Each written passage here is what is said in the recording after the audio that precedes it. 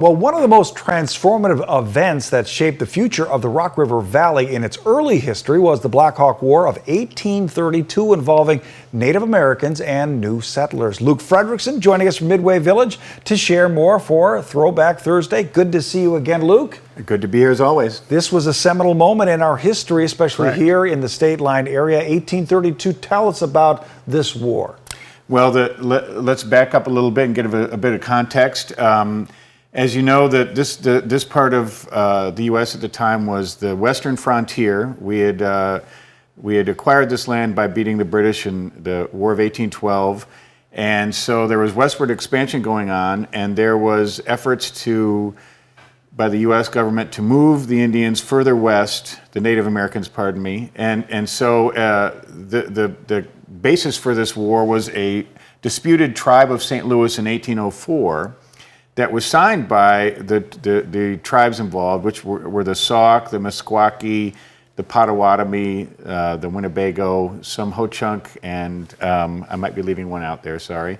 But so the disputed treaty forced the tribal leaders to move their people across the Mississippi into Iowa and Missouri. And that was a challenge because the Sauk tribe in particular had always kept their headquarters in their main village at Saukenuk, right by the confluence, right where the Quad Cities are now. And so Chief Black Hawk felt that this treaty was signed and negotiated dishonestly, that they would talk and negotiate certain things, and that then the treaty was signed, they would be told years later that it said things that they didn't agree to. Because there must have been communication issues. Obviously, the Yes. language was important, communicating. So, you can understand how one side might think, hey, I didn't Yes. understand this part of Right. the agreement. So, and there were differences among the tribal leaders in terms of fighting against the U.S. expansion or not fighting against it and going along with it and taking some payments, small payments for their land.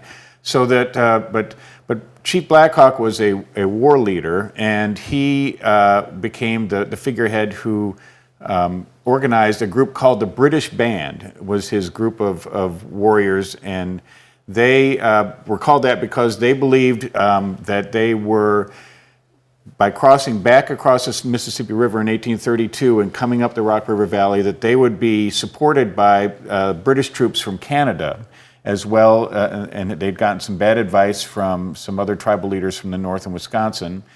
And so they were actually coming back to protest this treaty, and it's believed that they were not looking for war, they were looking for parley, they were looking to negotiate.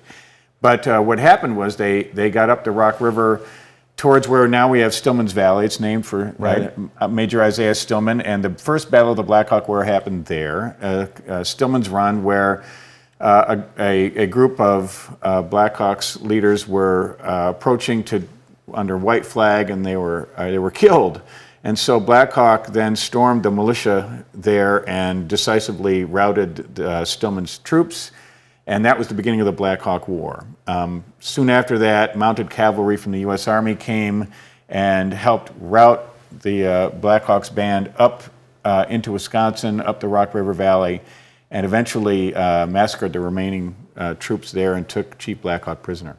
So was Abraham Lincoln involved as a young person? Because obviously 1832, he would have been a young man at that time. He was actually part of the militia that followed shortly after Stillman's Run, and he was apparently involved in the burial of the troops that were killed there. And so he referenced that later in his political career. But there were quite a few other noteworthy politicians. Jefferson Davis, the future leader of the Confederacy, was a military leader in this war, as well as 4 different Illinois governors, several other state governors, and 7 future U.S. senators were all serving in the Army during this Black Hawk War. That's amazing. Amazing history lesson, as always. Luke Frederickson, Midway Village Museum, thank you for the lesson. Fascinating. Happy to do it. We'll see you next week. Okay. All right. We'll have another look at your forecast and your top stories when we come back. Stick around.